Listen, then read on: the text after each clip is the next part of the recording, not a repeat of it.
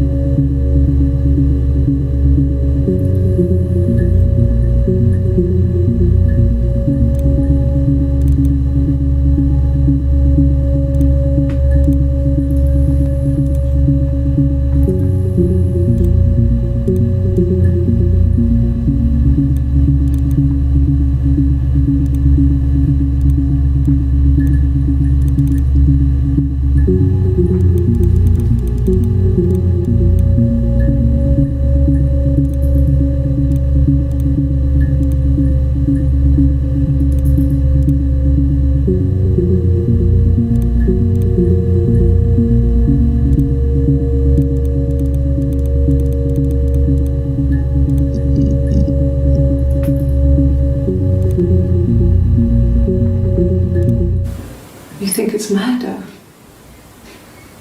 I mean, clearly it's murder. What can I do to help?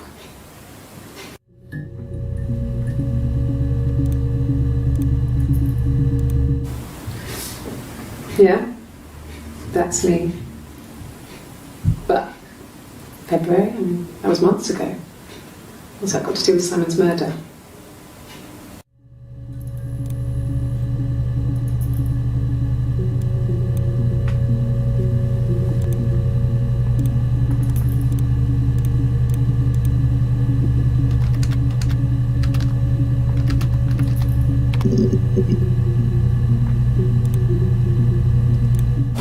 Well, I don't know.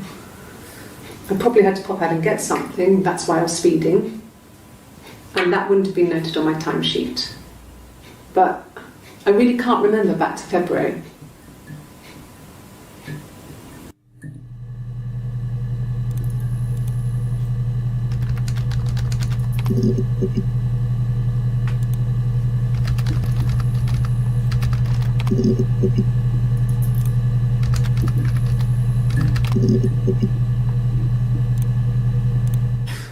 You must be desperate for leads if you're getting hung up over 6-month-old speeding tickets.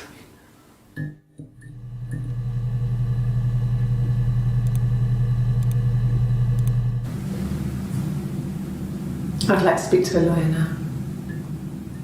Please. You have no murder weapon. You have nothing. And all these stories we've been telling each other, just that. Stories.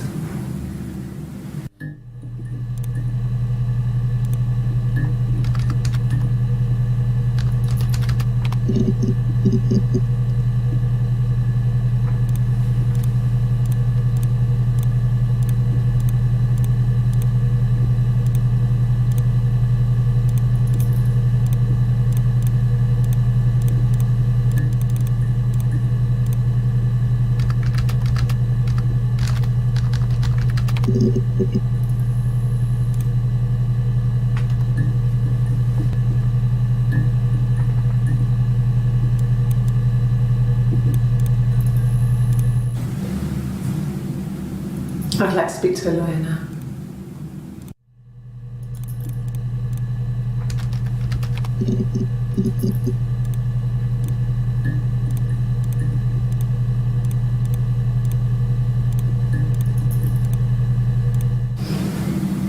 I didn't murder Simon. You've got it wrong. You've got the wrong person.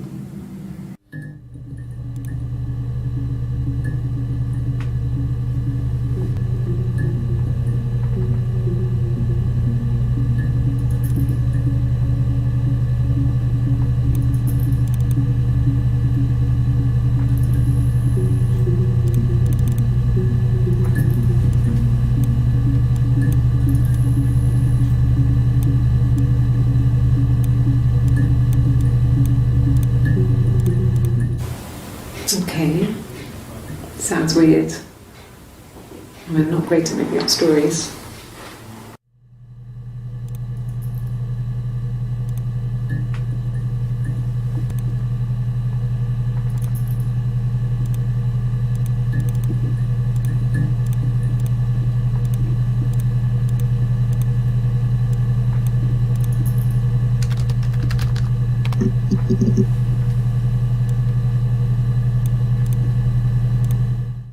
Yes, I read a lot as a child and watched lots of TV. Then the doll's house we had, we still have in the attic.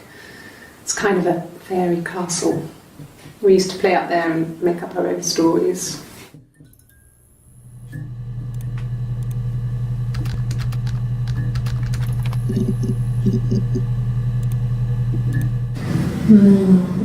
She recognised me from the window. She told me to come inside, and she hid me. They had made the attic into a place where Hannah could play. There was a dollhouse. She hid me up there. No one else ever went into the attic. It was her place.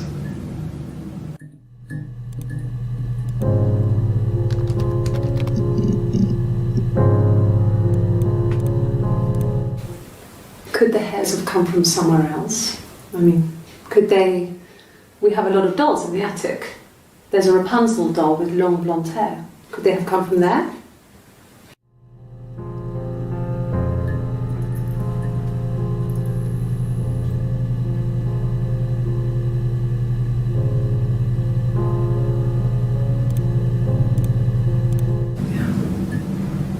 I'm not sure where the dollhouse came from.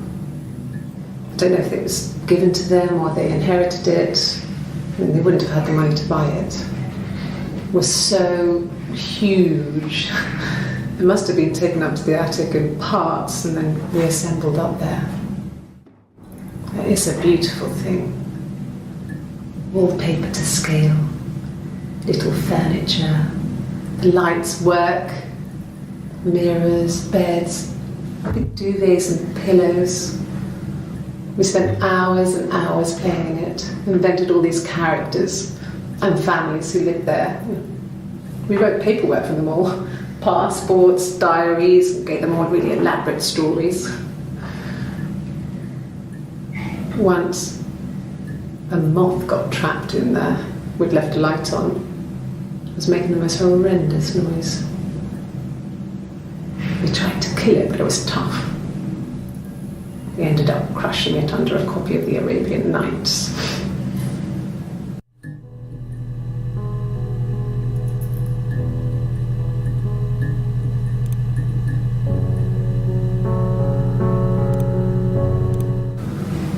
Fairy tales. Stories about lost princesses, evil witches, magical mirrors and lost children. So you see, even before I knew the truth, I'd found it in those stories.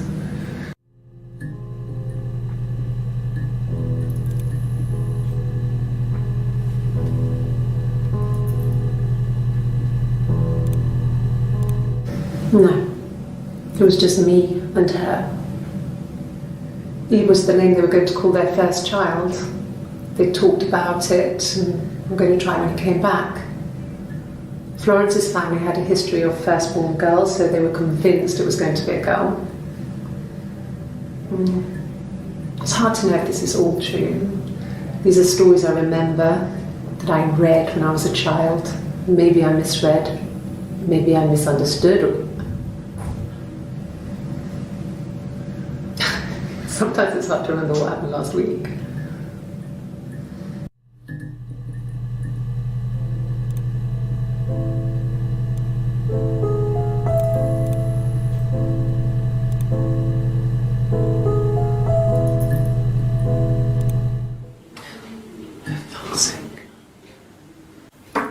leave? Are you going to arrest me? No. They'd laugh you out of the building. A lawyer would make mincemeat of you.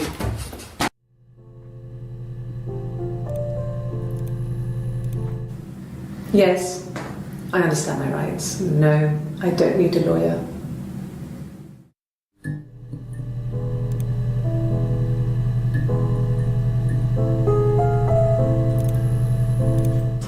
Yes, no lawyer. What are you going to arrest me for?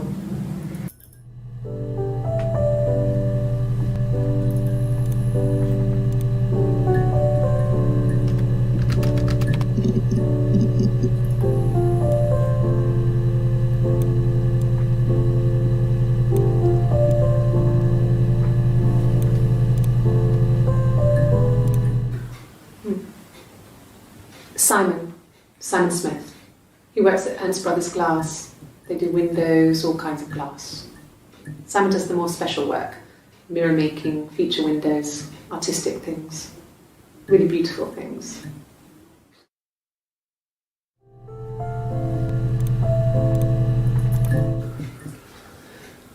Simon is 6 foot, darkish blonde hair, average build. He's clean shaven. If his beard grows, it goes ginger, so he shaves it. I mean, not that there's anything wrong with ginger hair. And border photo instead of spring photo. This was taken last year on holiday in Rome. It's the best one I have.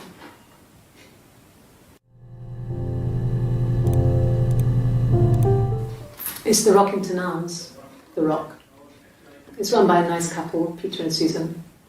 There's some other regulars there that Simon likes to drink with, and the barmaid they're having sometimes, Helen.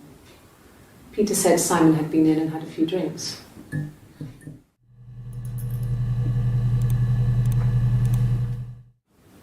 Yes, there's an Amstrad one.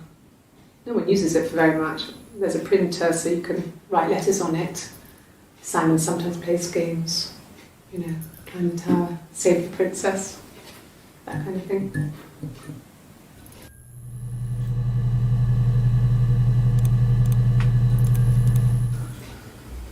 Simon isn't the type to run off or do anything crazy. Someone must have done something to him, or there must have been some kind of accident. So what do we do next?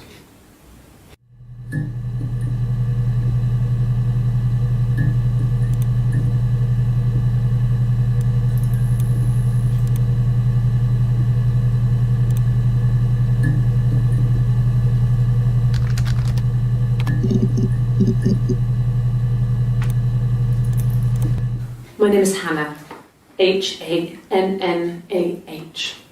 It's a palindrome. It reads the same backwards as forwards. It doesn't work if you mirror it though, it's not quite symmetrical, but well, I mean, you get the idea. Sorry. Hannah Smith, I live at 31 Gladstone Street.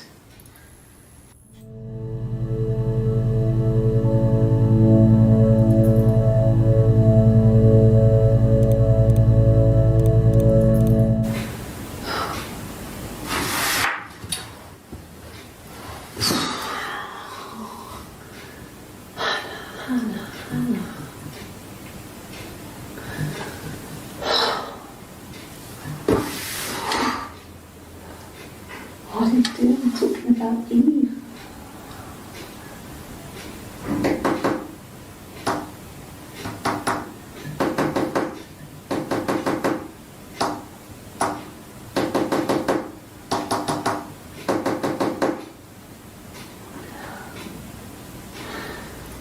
Poor Simon.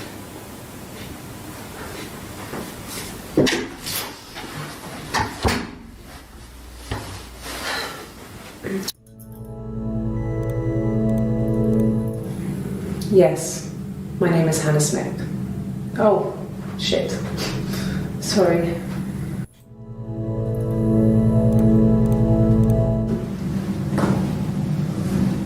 Across the road, where my parents first lived there, was a midwife called Florence. When Hannah was born, I was born at the same time. The midwife was there to help. I'd been throttled by the cord, probably wrapped around my neck by Hannah. The midwife told my mother I was dead, but I wasn't. She wrote all this stuff in a diary. Amazing what people will admit to on paper.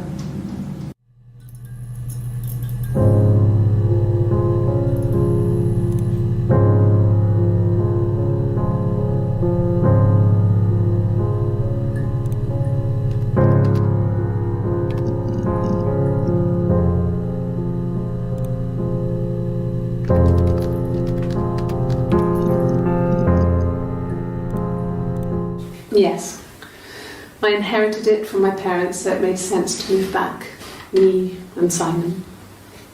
Felt like going back to old ways before the pregnancy. Reminded me of being a girl, a dollhouse in the attic, old things. We didn't sleep in my parents' bedroom for a long time. We decorated it as soon as we moved in, but it was another year before we started sleeping there.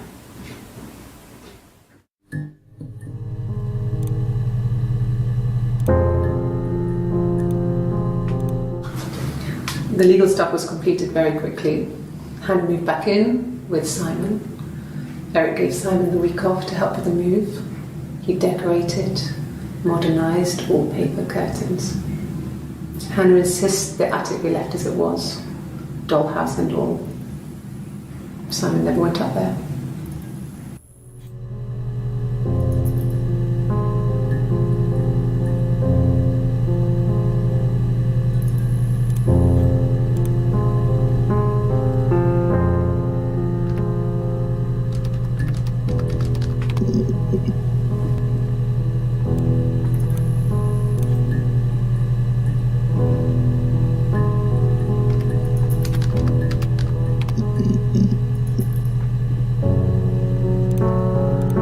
No, he doesn't keep a diary.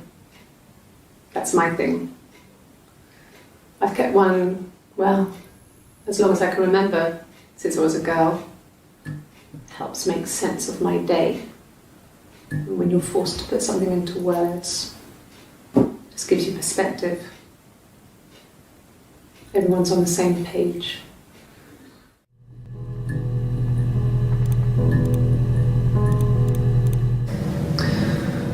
Florence was a warm, kind person, but she was broken, I guess.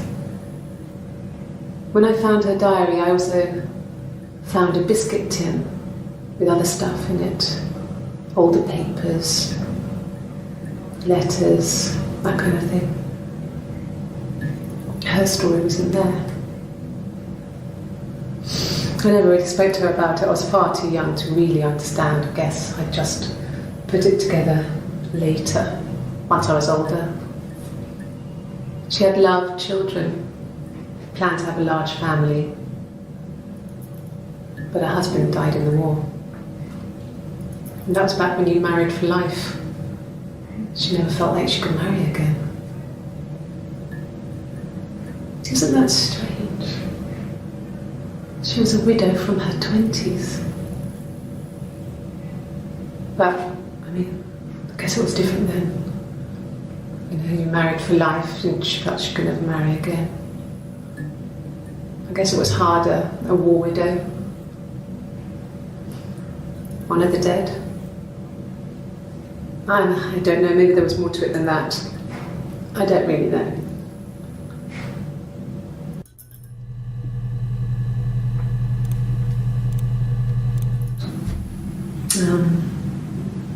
When I was 8, Mother died.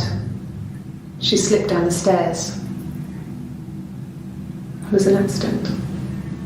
I had read a diary at that point and I knew she wasn't my real mother. So I burned the diary that day and I left. Walked out and across the street.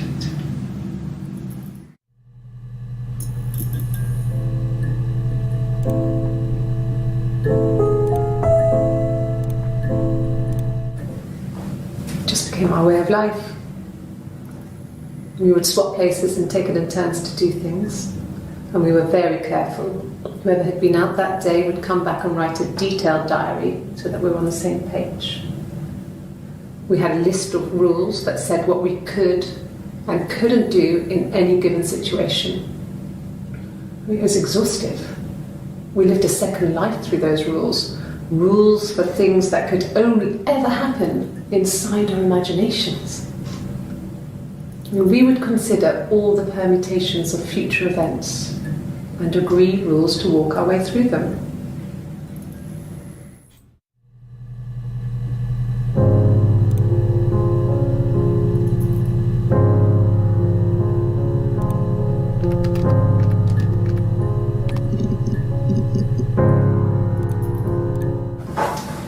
When beautiful people died, we always felt like it was a sign. You remember Princess Grace Kelly?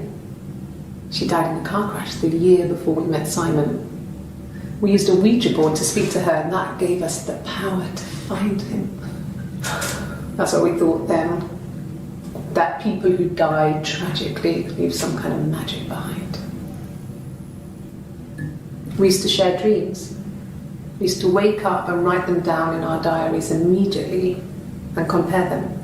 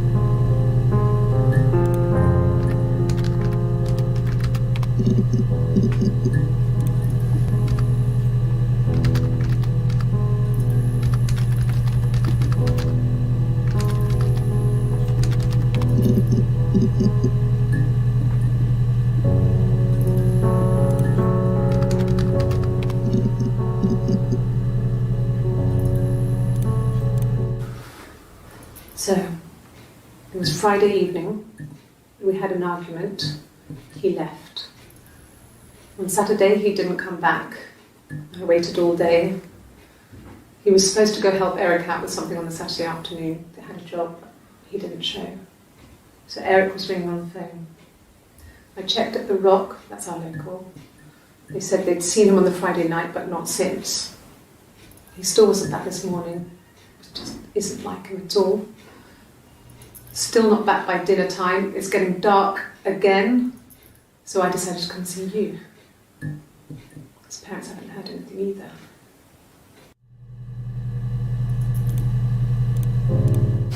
We spent the wedding night in a hotel in Brighton.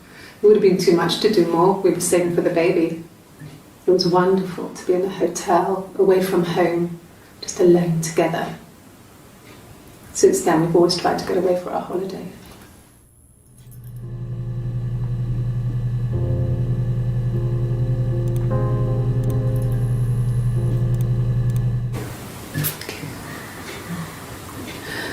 It was after dinner.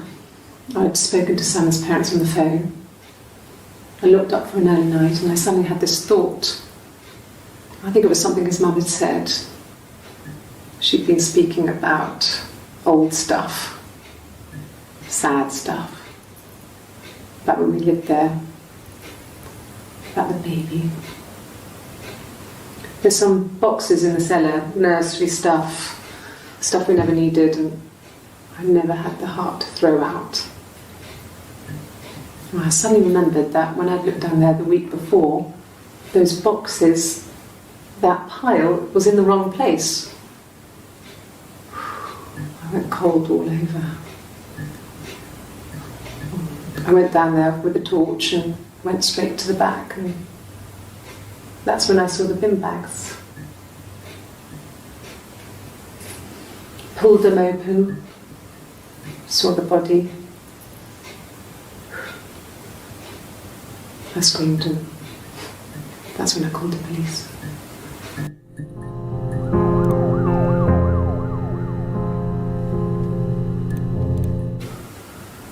I wasn't in the house all of Friday night. After the argument, after Simon left, I left too. I was upset and I wanted to get away. So I took the car.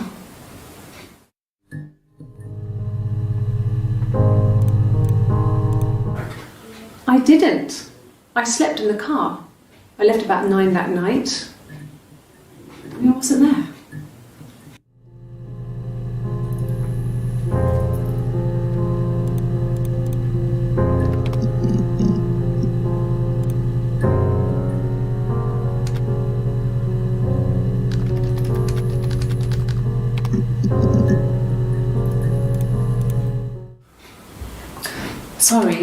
Sorry. The picture, the way it's drawn, just reminded me of the books we used to read as children. I read those fairy tales over and over, and they were so real to me. Rapunzel was my favourite. My brain is just full of it. Are any of these in colour?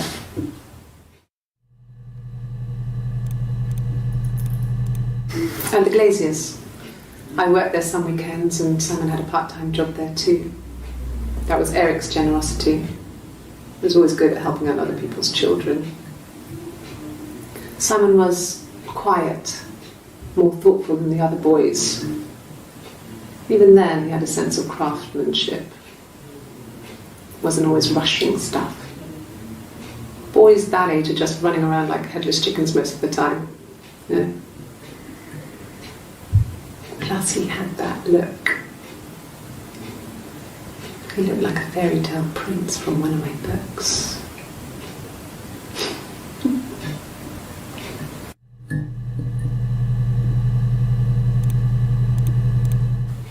Simon never cheated on me. He was devoted to me, and I was devoted to him. Nothing in life is easy. We were good to each other. Life isn't a fairy tale. You do what you can.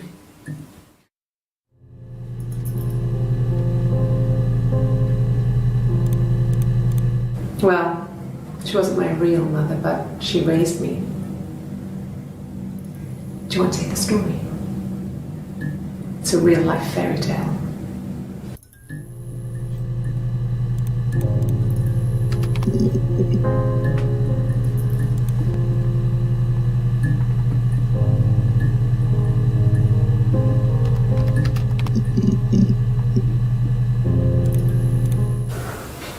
Well, my friend Eve. I mean, she was a friend from when I was a kid, and she was always more popular with the boys, and I used to hate her for it. I mean, really hate her sometimes.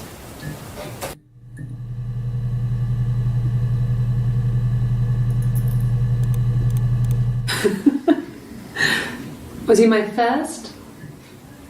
No need to be so coy. No, he wasn't my first. That would have been Carl. He was a local boy in a band.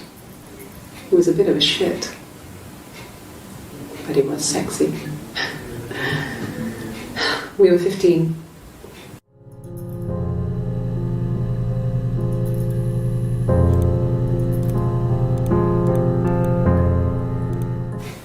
Family.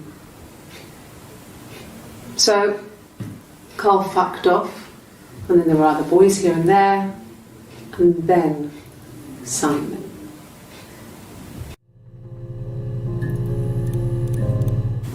I wouldn't say that. It could be passionate. It's just, it was more than that. It wasn't just sex like I had been with the other boys.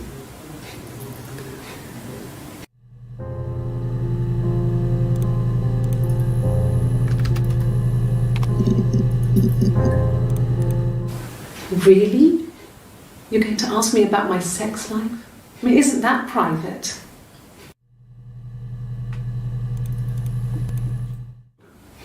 Are you married? How is your sex life? So, Our sex life is probably fairly average for a couple after 10 years of marriage. No! You're talking to the wrong person if you think I'm some kind of slut. If you think I'm the kind of person that would have had sex with all those guys.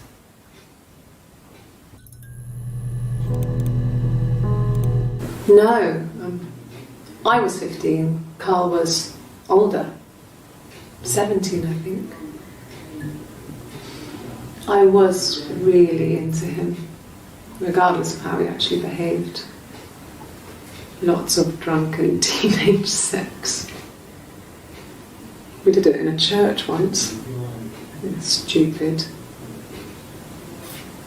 So he got tired of us and we split up after about 6 months. It was sad, but those early experiences, they help you realise who's really important to you, you know? Family.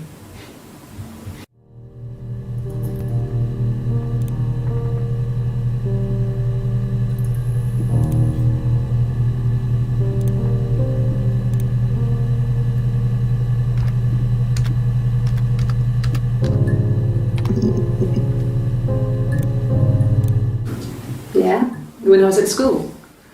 I worked part-time in the front shop. It was sort of an extended family thing. My dad used to work there, my mum worked there before I was born. I took care of paperwork, filing, typing out invoices, that kind of thing. It was a good job for a girl back then. I didn't work a till or anything, though. I was quite shy, so I wouldn't have liked to have worked a till.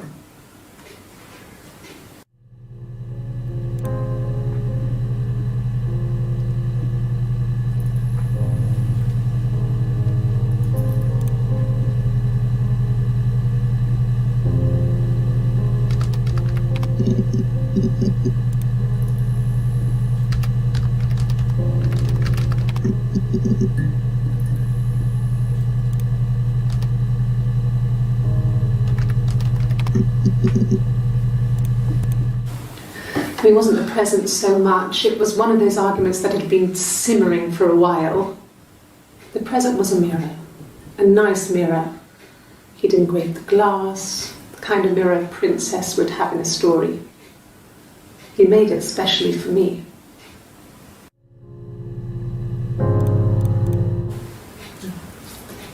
It's Rapunzel.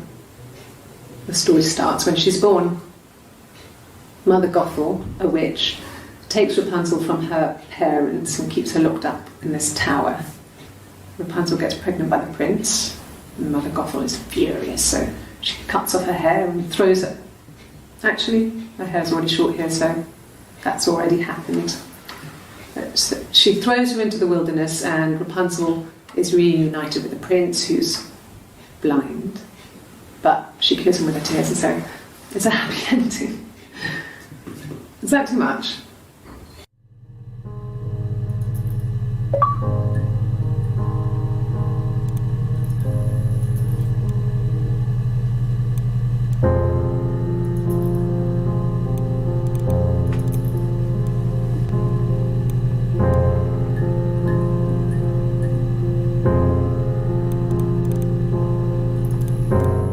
Yes, like a story.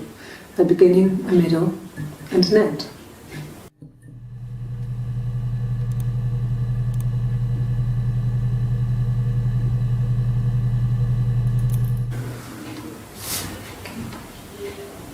Well, she has a knife. She's been cooking, I guess. She's been cooking him his favourite meal. She's his wife.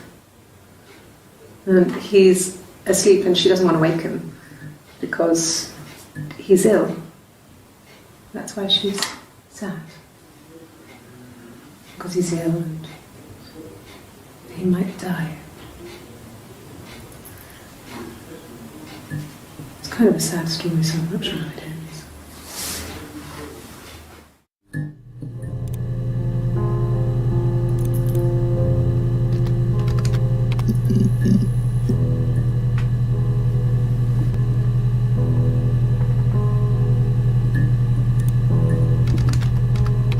Yeah.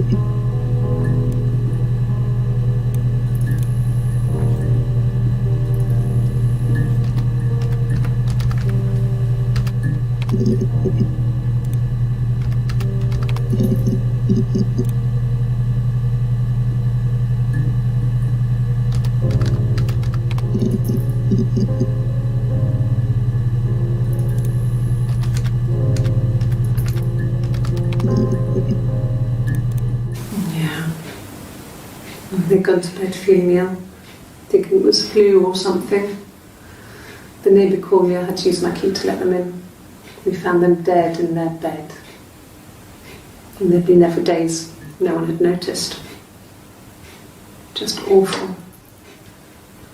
It was so soon after my miscarriage, the worst year of my life. I'd been so happy to get married, and after that it was just like, fuck.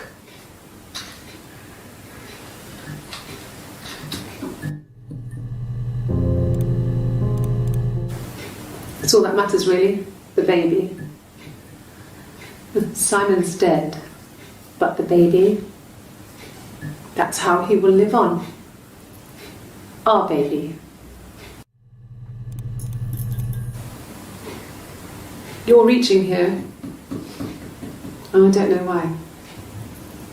No, I've never cheated on anyone. I've never taken anything from anyone. Simon is dead. But I have my baby to care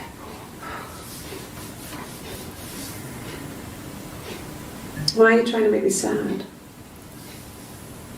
Why are you so obsessed with sex and affairs? You cheated on your wife. Is this your thing?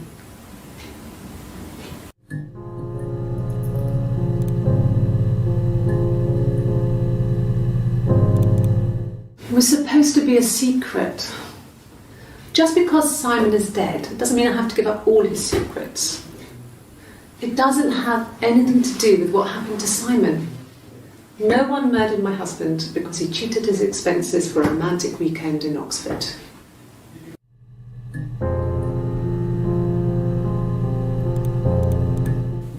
Rehearsed? You ask me the same question, you'll get the same answer. Is that your evidence? Of course I thought about what happened then. It's all I've thought about. My husband is dead.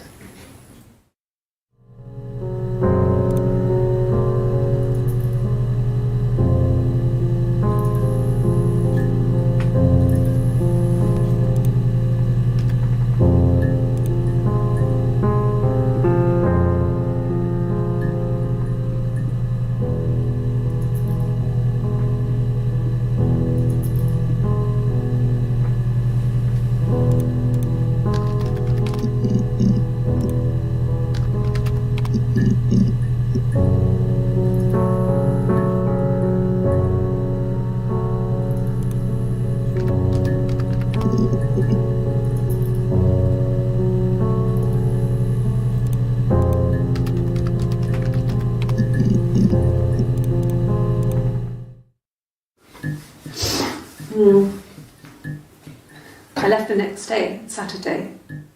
I slept for a few hours in the car. And when I woke up, I came straight back. Simon wasn't returning my calls and I wanted to try and make up. I got back to the house and Simon wasn't there. And I... Is there a bin?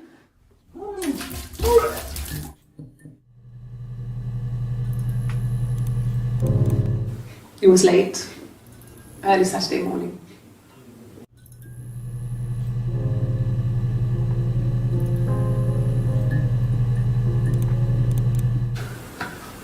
A week or so ago. It would have been the Saturday before my birthday. You know, I get like that on the weekends, have a lie-in, then want to get up and blitz the house.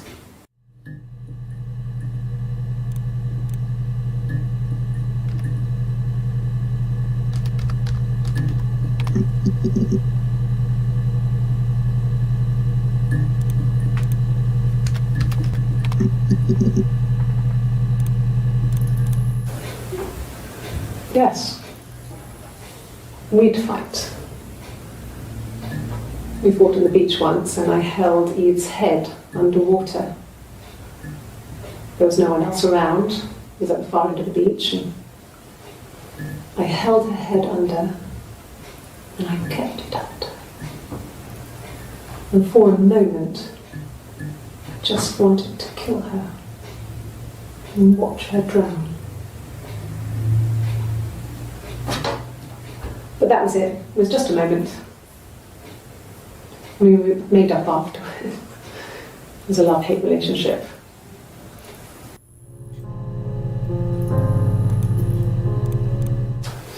A police station. Yeah.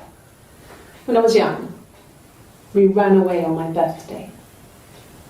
Bob Dylan was playing in London and we thought we could break into his tour bus and have him take us with him. The taxi driver we paid to drop us off, I mean, we'd saved money, pinched a bit here and there to pay for the fare. He was suspicious because we were so young, so he told the police. So they came and picked us up and took me back to Portsmouth. My mum picked me up from the station. But I blamed everything on my friend Eve, so my parents let me off.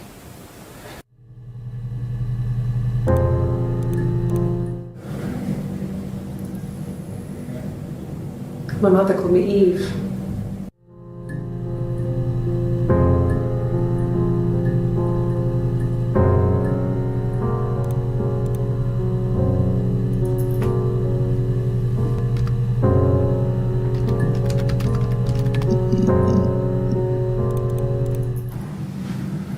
Florence took me home with her. Mother hadn't been expecting twins and had a healthy baby. I guess she was just happy for Florence to clean up. Take away the evidence that this was anything but a happy occasion.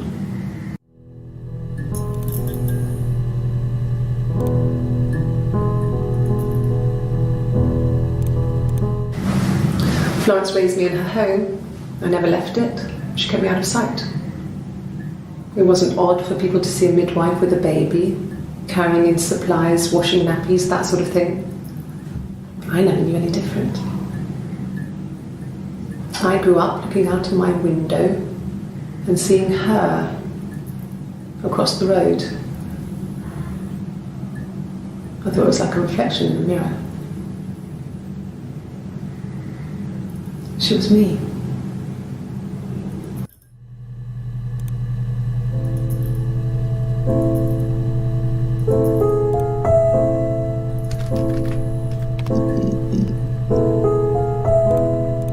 Yes, I speak with Eleanor at least once a day. Not that there's anything much to say. It's more just...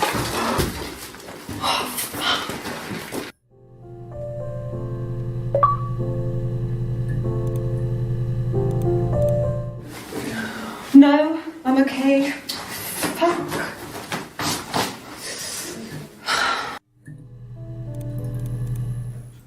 Are you arresting me? No. Fuck off. Open this door.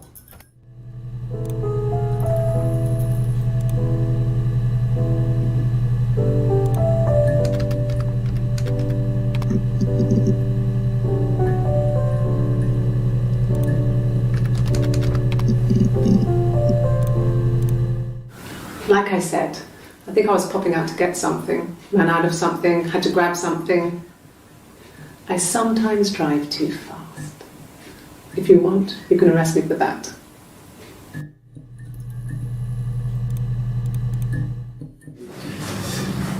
This is a nicer room. This is where you take people when it's time to arrest them.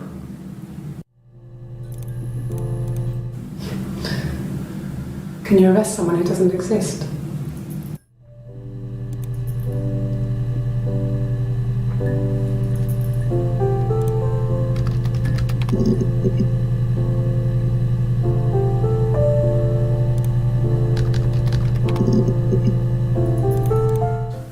No, he doesn't have any tattoos. He has a scar, down here near his stomach, past his hip. Cut himself with some glass. That was before, a long time ago. He looks just like the photo. He's not got his glasses on here though. He takes them off for the camera. But he needs them to see properly, you know. He has to read a newspaper or a menu in a restaurant. Not book so much, or watching TV. He likes TV.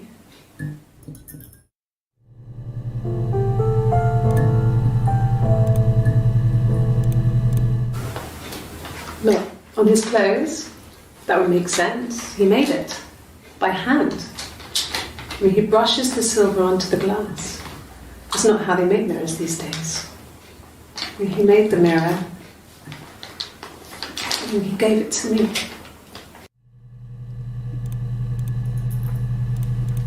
No, I've had enough coffee for today, thanks. Glass of water.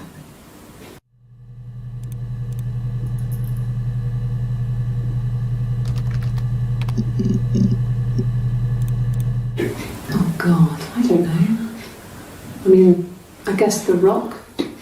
You've spoken to everyone there. Someone must have seen where he went. I don't know. So many things could have gone wrong. No, no one has been in the last few weeks. We had a plumber come in 3-4 weeks ago.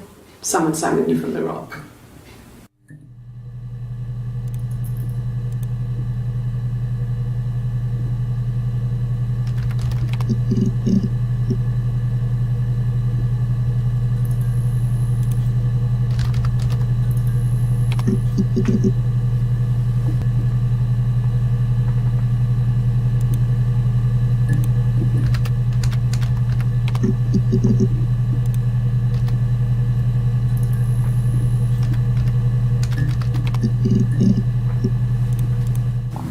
Mum and Dad had never had any reason to notice.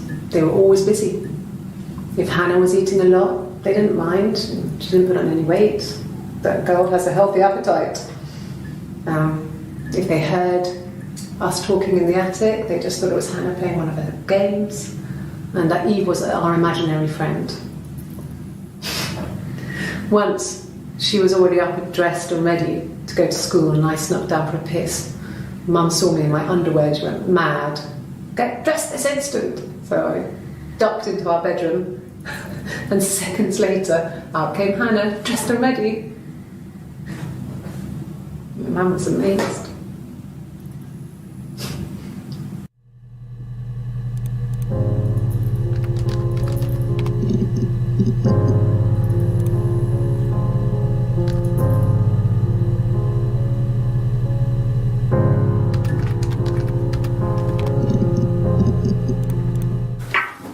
Let me see.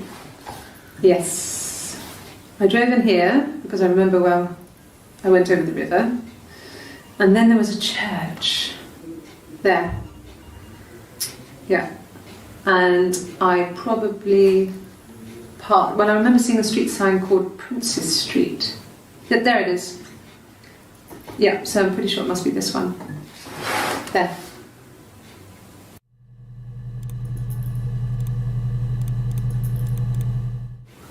I don't know if anyone really changes. You just become more yourself. Simon was my prince, and that hasn't changed. There were always princes and princesses. They were the special people, more important than the other characters in their stories. We knew we were like that. Twins. Magical. We were the princesses. We had a poster of Princess Diana from the newspaper up in our attic. Had a pride of place. And underneath we used to put all our special things. When her engagement was announced, we were obsessed with everything she did. And later, when her life went so bad, we felt for her. Her divorce last year just kind of drew a line under things.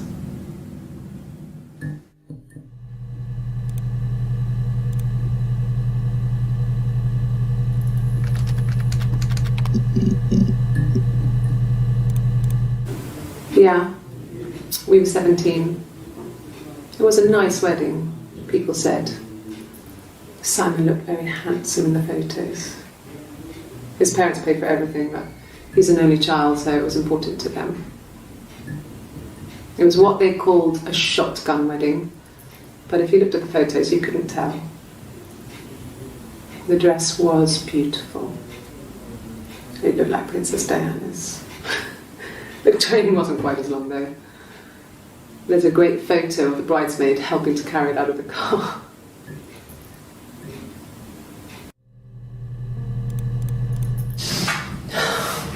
We were obsessed with fairy tales. Not just the pretty, pretty ones, but the traditional ones. They were dark and real, bizarre and violent. Felt like life. We had this huge old book that I think Mum must have bought from a library sale. The illustrations had thin We had this huge old book that I think Mum must have bought from a library sale. The illustrations had thin tracing paper over them to protect them. They were in colour, shiny plates. At the front of the book was an index of illustrations. We read that more than the actual stories. We'd read aloud the captions and flip between the pictures. There was something intimate about peeling back the tracing paper and dressing the pictures. Rapunzel's hair is cut. The eagle plucks out his heart. The princess pricks her finger.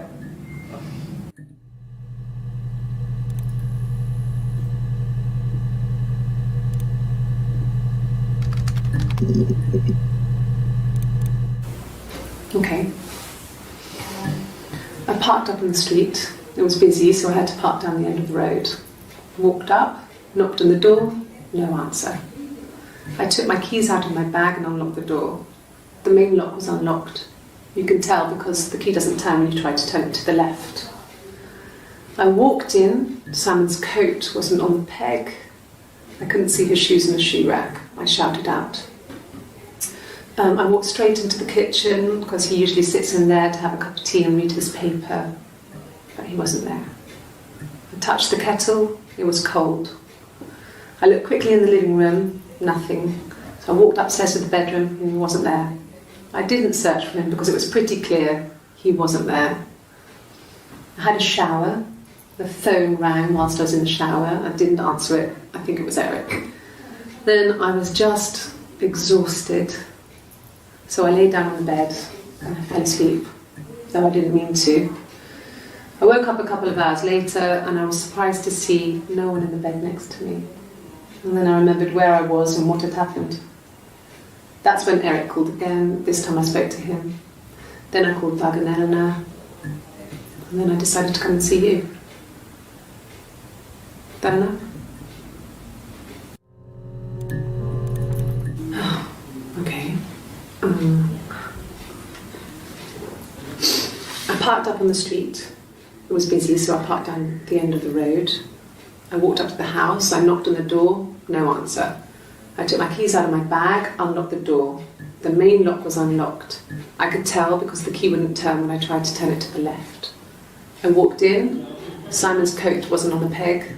I couldn't see his shoes on the shoe rack. I shouted out for him. I walked straight into the kitchen. He usually sits in there to have a cup.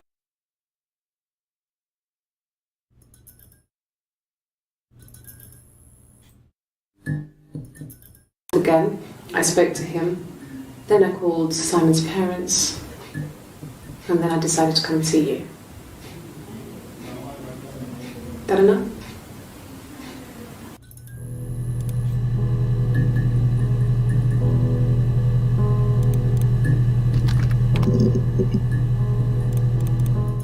Yes, there's a car that we share, a Cavalier, and a van he uses for work.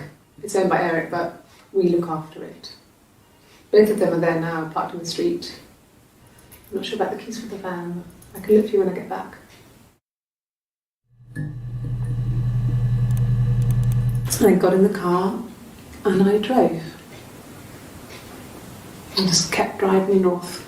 Just kept going, just wanted to get as far away as I could. When I finally stopped, I was all the way up in Glasgow. I was so tired. I just had to sleep. Yeah, I pulled over and slept in the car. This was just by the side of the road. I was exhausted.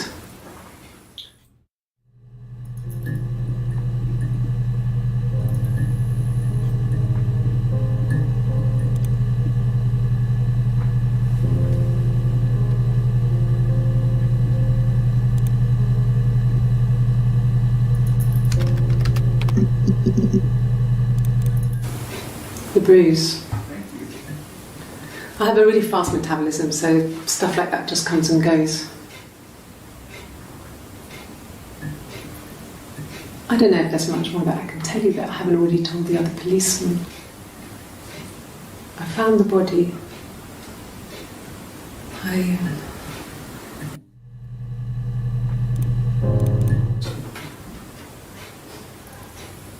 His body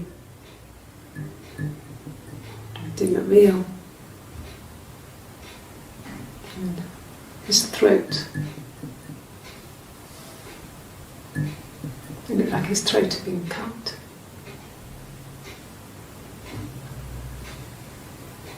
And I didn't see his glasses. He has these thick glasses.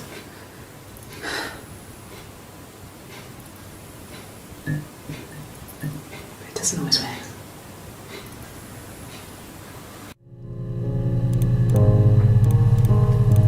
Really? Okay. Here's the rest. Oh, they laid a body on the doctor. Oh, the wind and the rain. Till a fiddler with a fiddle came walking by. Oh, the dreadful wind and rain. And he made a fiddle bow of her long hair. Oh, the wind and the rain. Yes, he made a fiddle bow of her long blonde hair. Oh, the dreadful wind and rain. And he made fiddle pegs of her finger bows. Oh, the wind and the rain. Yes, he made fiddle pegs from her finger bows. Oh, the dreadful wind and rain. And he made a fiddle out of her breastbone. Oh, the wind and rain. The sound could pierce a heart of stone. Oh, the dreadful wind and rain. But the only tune that the fiddle could play was oh, the wind and the rain. Yes, the only tune that the fiddle could play was oh, the dreadful wind and rain.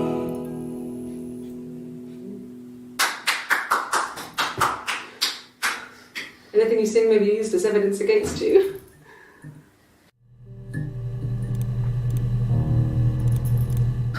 Can you imagine? I tried to get pregnant too, but it didn't happen.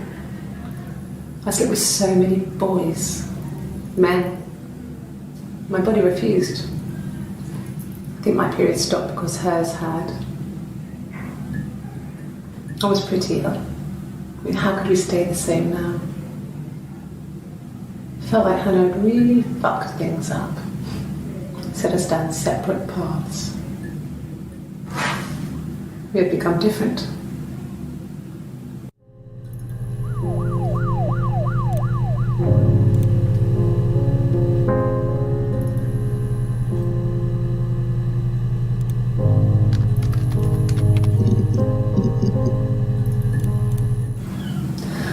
Hannah was so smitten with Simon.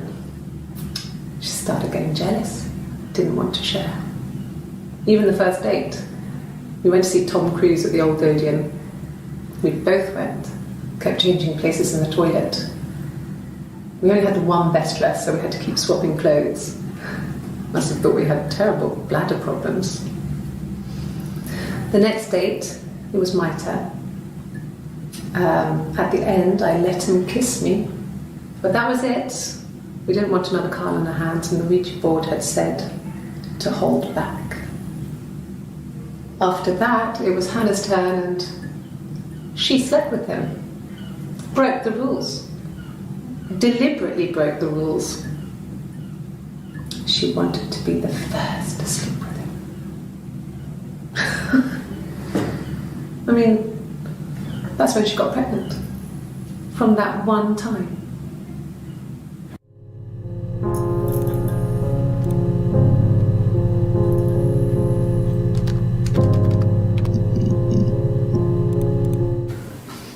I got a job to contribute, you know.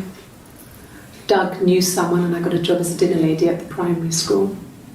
They said it didn't matter if I could cook or not, just don't poison the kids. So you see, it's always been complicated between me and Simon. It's never just been the two of us, there's always been pressure.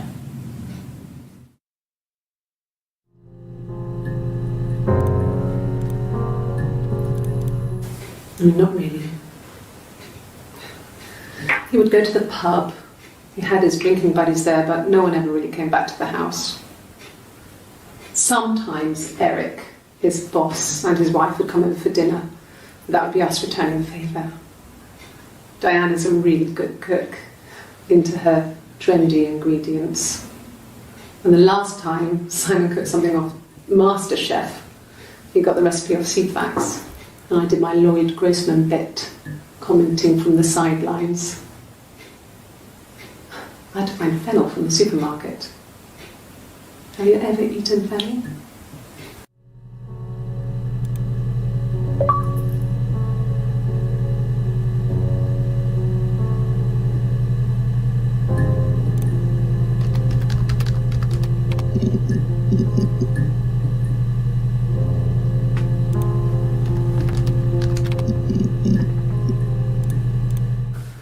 There's married couple stuff.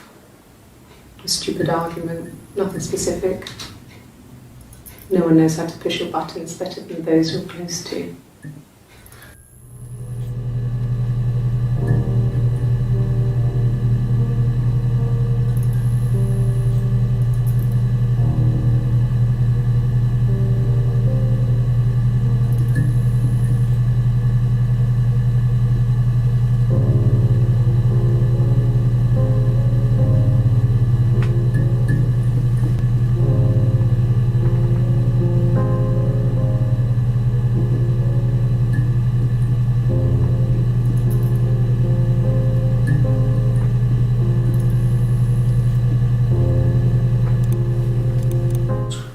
He has a wallet, a huge, silly thing, leather, real leather, I think. He packs it full of stuff, business cards, receipts, lottery tickets. He always carries it in his back pocket. I think that's why he's got a bad back. You know. He sets the discs. I haven't seen it, so he must have it on him. He always takes it out of his back pocket before, when he comes in. If he's in the house.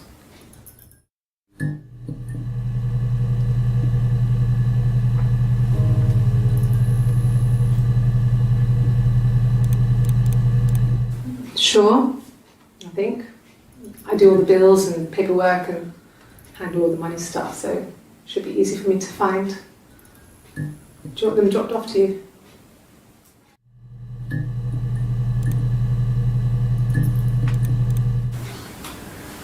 When you've been married for 10 years, stuff accumulates. We could argue about anything. And he's so nice. That doesn't help. He tries to smooth things over, and that just makes it worse. We're both passive aggressive, so we never normally argue directly about anything.